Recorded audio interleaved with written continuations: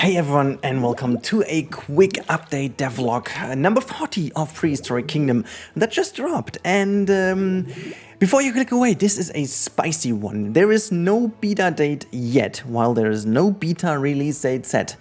We can get a lot of spicy stuff out of here. So there's a lot to talk about. We've got some very cool images from the community as always, but the first things first, we have Flexicolor, and as we all knew that this is going to happen, this is pretty cool that this is going to be for the beta. Object recoloring is something that is really, as they call, the robust framework for something creative. But as you know how much of a geek I am when it comes to these kind of things, I'm super happy to see that, because it just kind of increases our creativity in an exponential way. This is really cool, and I'm really happy that they have this. So next up is something rather audiophile. This is music. System is the first Prehistoric game. It allows us to contextually pick, manipulate tracks using data driven by players and the state of their park, which is cool. You know, that's gonna, being optimized to your gameplay is really nice. I'm really interested to see how that is going to turn out. So really cool stuff, and it's gonna be very interesting. By the way, I'm just not going to go into the very detail. If you guys are really interested, the link is as always in the description down below, and you can read through the update yourself. You can see where they are at the moment. Development report, as you can see, pre-alpha 1 is done, pre-alpha 2 is done, the alpha has been checked mostly, and then the beta is in progression. You can see the power management is the next thing what comes in, audio systems, interface, and so on, and they're most likely working on animal assets and music, beeps and boops. I love that. So the next bit is the development highlight, and this is power and building management. Electric power is one of the major cornerstones of modern civilization. Oh boy, it is. And you can see there's a lot going on. You can see in this area already, you've got an area of influence, how much it does power, pretty much similar to whatever you know from other games. I think, we don't really need to go too much into it. And you can now see that power generators are now capable of failing on their own, requiring a reboot to get them running again. The chance of turning off is based on a failure rate influenced by the type of generator, its effective range, and structural integrity. I mean, again, pretty much stuff that we know. And the next image is already giving us a hint to something that we were all hoping for and we are all craving for. That is rain. That means there's going to be weather in the beta, which is, again, super crazy. And you can see similar, all infrastructure and gas facilities take damage over time. Once an individual warranty period has expired, they become susceptible to age and, of course, various weather conditions.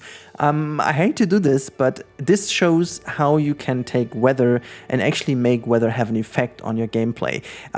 We know how much we love the weather effects in other games, but sometimes they just don't really have an effect to the game. And I love the fact that it does create something for the aging and of your buildings. So let's say you're in an area where there's a lot of rain. If you don't take care of your stuff, it's going to be a lot more destructed after a time. And then you can see for the beta as well, we have wonderful stuff that is called day and night cycle and weather.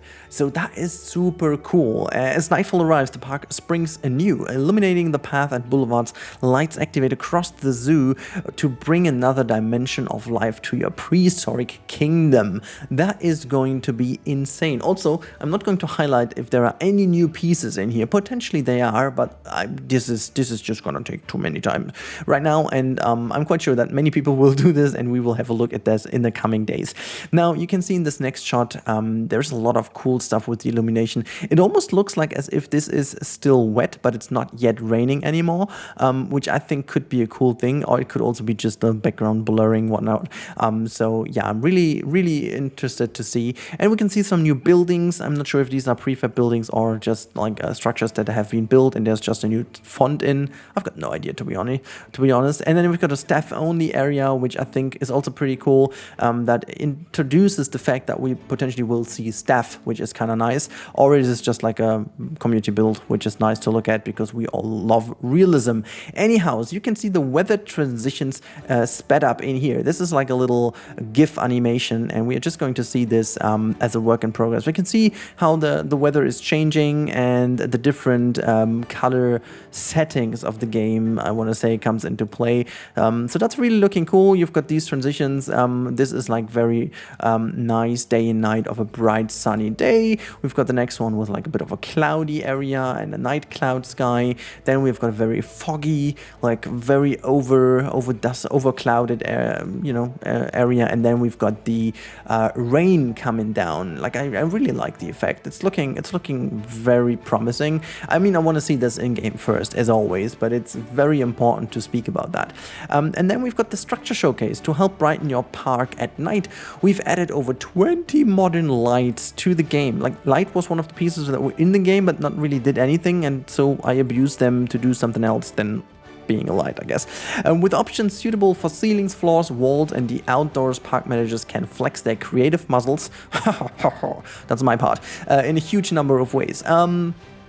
So I'm also very curious to see how the light is casted in this game. Like, a lot of things I already saw in here were pretty, let's say, yeah, they were giving me a little bit of a good feeling about this, because how the shades are casted and stuff looks promising to me. I'm not going too crazy right now. I want to see that in game, but it looks pretty promising to me that they seem to be casting shadows in a good way. So having shadows also on objects and stuff, that would be very much needed and will actually be very nice. But you can see there seems to be a bit of shade going on behind those pieces, which I like, and this is really interesting.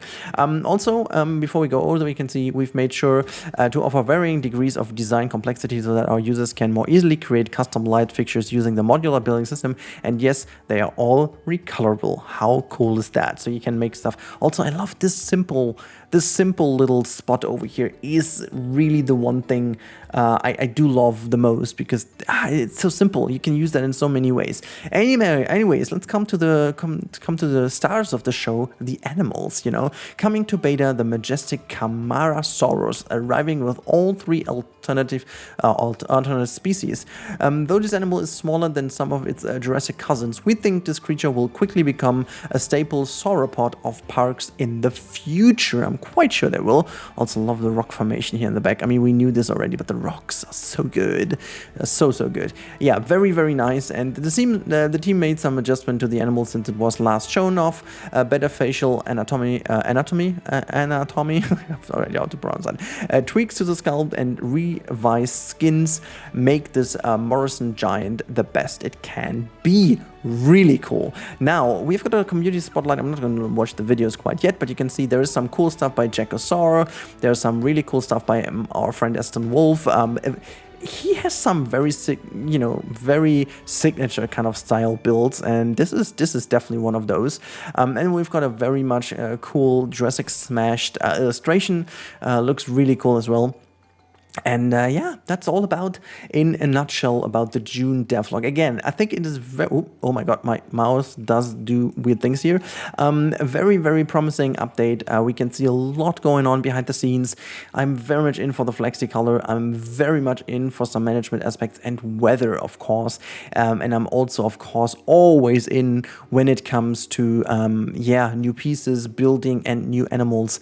So, yeah, all in all, I think it is a brilliant update that we are going to await, hopefully in the coming month. I don't know, it's definitely not going to be July then, but maybe we are going to be pleased with that in August. Who knows? I'm really looking forward to that, and I hope you guys enjoyed this quick update. Again, if you guys want to look into every single word they put out here to really go deep into the analysis, make sure to click the link in the description. And now, if you've got any questions or whatever, let me know in the comments down below, and also let me know if you guys are as excited for this game as I am. I'm quite sure we are all. So have a good time, stay safe everyone, and I'll talk to you in the next one.